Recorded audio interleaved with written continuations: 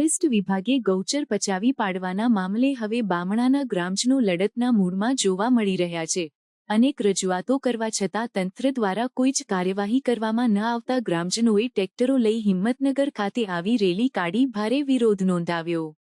હિંમતનગર તાલુકાના બામણા ગામમાં 75 હેક્ટર ગૌચર ફોરેસ્ટ વિભાગે પચાવી પાડી વનીકરણની કામગીરી શરૂ કરતા ગ્રામજનોમાં રોષ જોવા મળી રહ્યો છે।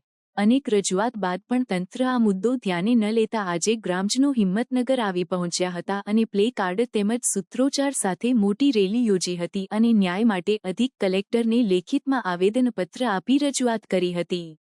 ગામની એક બાજુ મોટો હાથમતી જલાશય આવેલું છે તો બીજી મોટો ડુંગર આવેલો છે। ગામના પશુઓ માટે એકમાત્ર આધાર ગામનું ગૌચર હતું અને તે ગૌચર ફોરેસ્ટ વિભાગે પચાવી પડતા ગ્રામજનોની હાલત દયનીય બની છે।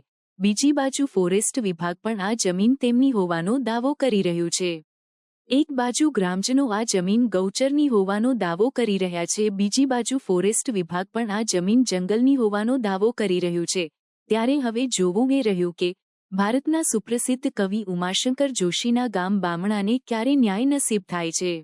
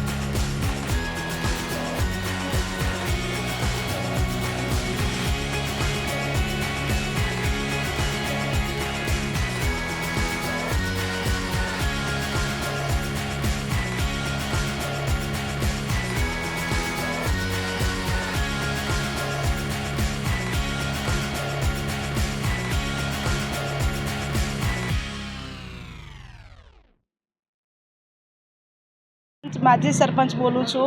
अमरा गामनी खूब खराब परिस्थिति है, कारण के अमरु जे ढोरो ने चरवा माटेनु जे अमरु गुजरात ज ढोर है। आगळ डेम भरेलो है, पाछळ डूंगर है। अमरो ढोरो ने जीववानो कोई आधार नहीं।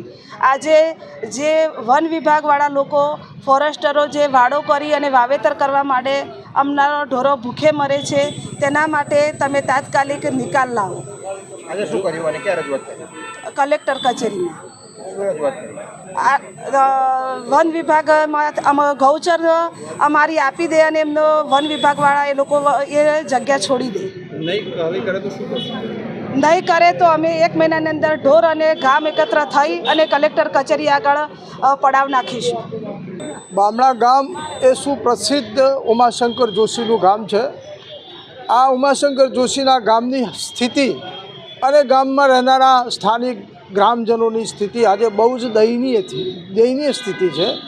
અગાઉ અમે કલેક્ટર સાહેબને અનેકવાર લેખિતમાં અને મૌખિકમાં રજૂઆતો કરી ચૂક્યા છીએ અને આજે છેલ્લે અમે સમગ્ર અમારા ગામના તમામ માજી સરપંચો અને ગ્રામજનો સાથે અમે આજે રેલીના સ્વરૂપે 5 મુદ્દાનું આવેદનપત્ર અમે આપવા માટે આવ્યા છીએ। મુખ્ય મુદ્દો તો અમારો એ છે કે ગૌચરમાંથી વનીકરણ તાત્કાલિક હટી જવું જોઈએ. એકમાત્ર અમારો જીવવાનો આધાર હોય તો માત્ર ને માત્ર 592ની 75 એકર જમીન છે.